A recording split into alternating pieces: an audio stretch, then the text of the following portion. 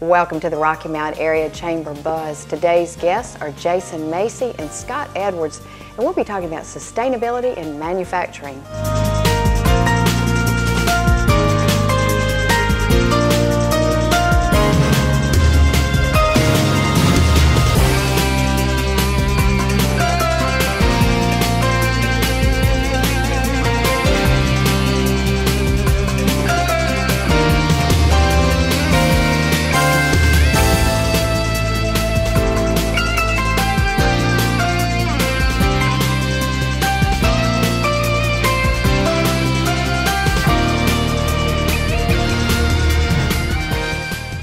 Our show is proudly brought to you by Roger G. Taylor & Associates, and we want to show you some of the wonderful things that have been happening in our community lately. Let's take a look. Hi, I'm Doug Stolby, Operations Manager for Nomaco Insulation in Tarboro, North Carolina. We make pipe insulation for the industrial, residential, and commercial markets. As an energy conservation company, we help our customers save money through reduced energy consumption, and we think it's important to do it in our own factory. Historically, we relied on a notification from the town or a blue light that they would turn on in our plant to notify us of peak demand hour. SIS, through their peak demand shaving program, gives us a 5-day warning and then a 3-day lock, which allows us to work with our operators to create a production schedule that avoids as much power consumption as possible during that peak hour.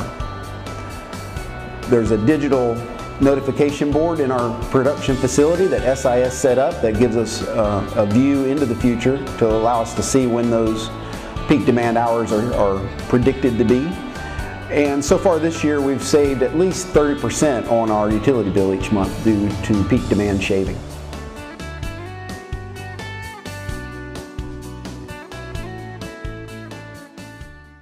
My name is Scott Edwards. I'm the president of one of the business units of Nomaco. Nomaco is a company that's been in business for 34 years. We make a myriad of different plastic foams for a myriad of different industries. Out here in Tarboro, there are 3 business units. One of them is the Nomaco Insulation business, which is the business I'm in charge of. We also have a business that is Engineered Foam Solutions that make a myriad of different products, and we also have a SpongeX group out here, which is also a different plastic foam technology that we have out here. My business makes pipe insulation for mechanical piping systems, everywhere from small residential piping, which is very small black tubes, all the way to some of the larger tubes you see here for industrial gases, such as ammonia systems for food and beverage. If you don't insulate pipes, you have an energy loss, especially in industrial environments where an enormous amount of energy has been spent to bring a temperature down to a very cold process temp. And if you don't insulate the piping, you lose all that energy. It can also be a safety factor. So our products are energy conservation products, but we also look internally in our own processes, what we can do to take the carbon footprint down to near zero. And we've done a lot of work out here to get there. We really work with our customers on a business-to-business basis. And we try to collaborate with our customers so that we can solve solutions holistically, to look at their whole process and bring all of our capabilities, use our material science to apply our technology in our factories, to help them lower their costs, and do all of it in a sustainable way to kind of reduce the footprint.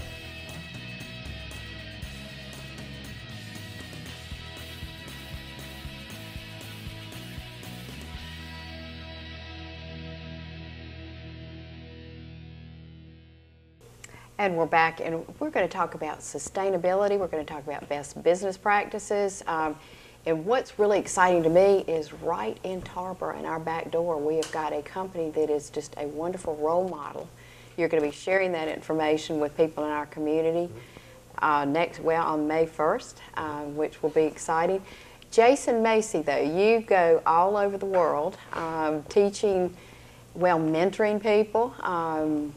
I think I read what you've done. You've done every aspect of every business practice practically. Getting people, you're CEO of Sustainable Industrial Solutions. How did you get involved in that? Primary two functions. Had lived out in Silicon Valley, had worked in the clean tech sector, and was looking at clean technologies, and we weren't seeing them getting implemented. Born quickly there? enough. Do you hail from the West Coast, or were you? No, I'm originally from Mebane, North Carolina. Oh, okay, good. So moved back 4 years ago, and started thinking about sustainability and how do we implement practical, sustainable solutions, not sort of pie in the sky type, real future technology. And North Carolina is just a perfect spot. We're the fourth largest state for manufacturing. We wanted to see if we could bring a more practical, sustainable solution to the space. And so kind of working with what we loosely call the mid-tier manufacturing sector. Could we find ways to implement sustainability that wasn't the traditional kind of sustainability consulting model? Could we find projects that actually paid for themselves and created enough cash flow to kind of get the momentum going in a facility to kind of, what we like to say, crank up the financial engine of sustainability and getting them to look at it differently. How long have you been doing that? The company's 2 years old today, almost today, yeah. And you came in at a good time, because I think probably with the economic crunch that everybody's on, they're looking for ways that will pay for themselves, that then will bring about systemic changes that will, for the future, continue reaping rewards. Yeah, it's very much our philosophy is this is a way to reduce cost, and a byproduct of our success are the sustainability gains, the carbon footprint reduction by doing a lighting project. And so it's very much, here's a way to save money, and then, oh, by the way, you just reduced your carbon footprint by 2 million pounds. And that was the approach that we had taken with Scott and Nomaco Insulation. And will you be available for on May the 1st for when they're teaching people best practices and all? Are you involved in that? Yeah, absolutely. We'll go through kind of what we're calling the state of sustainability in North Carolina manufacturing, and kind of go through the evaluation steps that a facility would want to look at to establish kind of their priority list of opportunities, and then talk about what are the financial decisions, or what are the financial tools that you need to make the right sustainability investment decisions. Do you do solar first, or do you do a lighting upgrade first? Those types of questions. Well, if somebody, obviously you will get a lot of attention, because everybody's looking for reducing costs and making good decisions.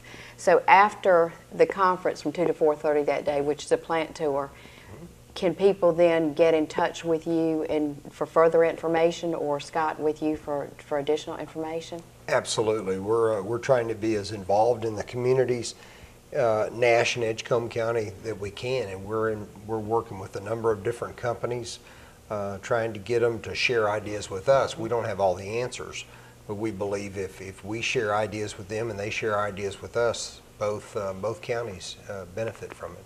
Well, Nomaco is such an interesting company. I enjoyed reading about it, and I think you have 3 different operations on Anaconda Road. Yes. Tell us what you do, and kind of tell us about the 3 different sites. My company on Anaconda Road in Tarboro, we make industrial and residential pipe insulation. And that pipe insulation is just an energy conservation product for piping fluids, keep them from freezing or keep the temperatures constant. Also out on Anaconda Road, we share a facility with one of our other companies called Engineered Foam Solutions. And they make a myriad of different products, such as the McDonald's playground padding equipment. They make packaging materials. They make some flotation devices. So they make a myriad of different products. Like for pool flotation things? We used to make the pool noodles. We don't anymore. So, just other different flotation things that you might run across. Just a broad range of different products. And let me ask you, what's the geographic area for which this is supplied? What's your market? U.S., Canada, and Mexico. Out of here. Wonderful. Yeah. Okay, and the last one? And the third company is Spongex, and that is flotation devices, recreational flotation devices, and they do some fishing buoy type work out of that operation also. And international or national market also for that? National market also for that, yes. That's wonderful. Is there any other component to Nomaco, or is it just the 3 of y'all? No, there's actually another company in Zebulon. There's a couple of companies in Zebulon, and they make different products, bedding products and And it's all owned by, under the umbrella of a Noel group of companies. Okay, and how did you get involved? They actually bought a company that I was part of out of the Dallas, Texas area called Insulation Materials Corporation of America. They bought it about 26 years ago, and I've been with them ever since. And did you move from Dallas, Texas here? I did eventually. I had children to raise in Dallas, so I had to get that behind me, and I've been here 4 years now. Great. Well, we're happy to have you. Thank you. Hope it'll be for many, many, many more. Jason, the types of things that he's talking about, different products at different locations, are you finding when you go in discussing sustainability and energy efficiency and whatnot that people can kind of tell you what they need, or how does that process work? So our core philosophy is that each facility is going to have its own, call it sustainability equation, and it's our job to go in and kind of tease that out. And with Scott, we kind of came in and kind of pitched and talked about sustainability and did more talking than listening, and quickly realized that if we would just kind of be quiet and listen to Scott and his plant managers and plant engineers, that in pretty short order we could figure out what are their pain points, what are the areas that we could best help them, and kind of triage those opportunities to help them get the momentum. So we like to try to tease out what we call the sustainability equation to kind of get the momentum going. And on May 1st, you're sharing with people your best practices. Yes. I guess you've already started putting a list together of things that had the biggest bang for the buck? Yeah, we did. The biggest thing for us is that facility out there is quite old. So when we took that facility over, we realized that a lot of the components, the lighting components and the electric panel boxes and things like that were very, very old and not very energy efficient. So when we worked with SIS, we didn't know, sustainability is such a broad gambit of things, and it's just a maze of different things, and it's hard to figure out. So when we brought SIS in, they began talking to us, and they did several audits. And we looked at the lighting systems. We looked at the peak demand hours, which can be quite expensive out there. And we knew that it was driving electricity costs way high for our facility. We knew there were savings there. So we went through that process, and we identified several different things that we needed to do. We prioritized them. We got the funding, and we started working on them one at a time. And as far as the sharing goes on May the 1st, you know, we just feel like there's opportunities in Nash and Edgecombe County for the other facilities to learn from us and from us to learn from them. We've talked to a number of companies kind of one-off, and the idea came up through SIS that we would just bring all these companies together and begin sharing these ideas so that both counties will benefit from everybody else's learnings. And we think it's going to be a pretty powerful event. Oh, I think so too. Let's take a break, and we'll talk more about it when we return. Stay with us.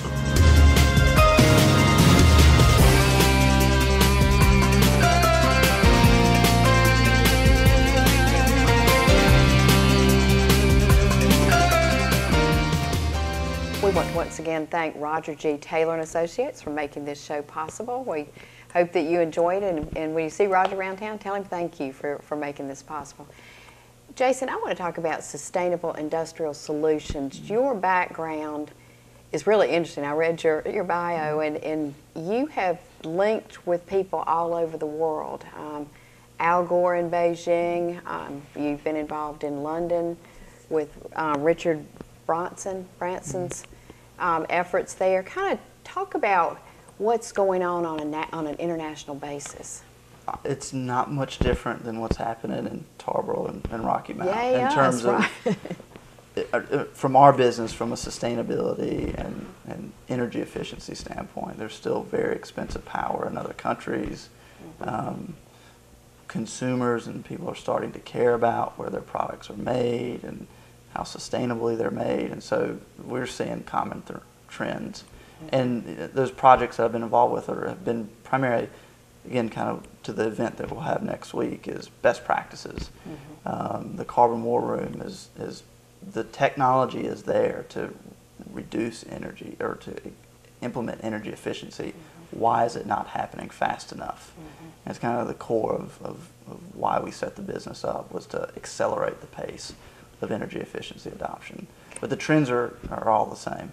And you're teaching both at State and at Duke. What type of course do you teach, and what's the interest level of students? Primarily around entrepreneurship, high-tech innovation, and it inevitably comes back to how do we take innovation and apply it to more traditional industry.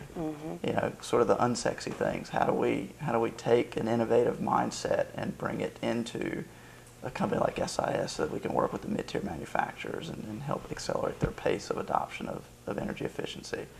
And I believe you go out to Stanford to help with judging some competition out there. Tell us about that. Yeah, and the weather's nice too, so yeah. go out there. So it's social entrepreneurship that we do at Stanford, and it's, again, the trend is you can do good and do well at the same time. And again, our philosophy at SIS is you can make money and do good things for the environment at the exact same time. They're not mutually exclusive.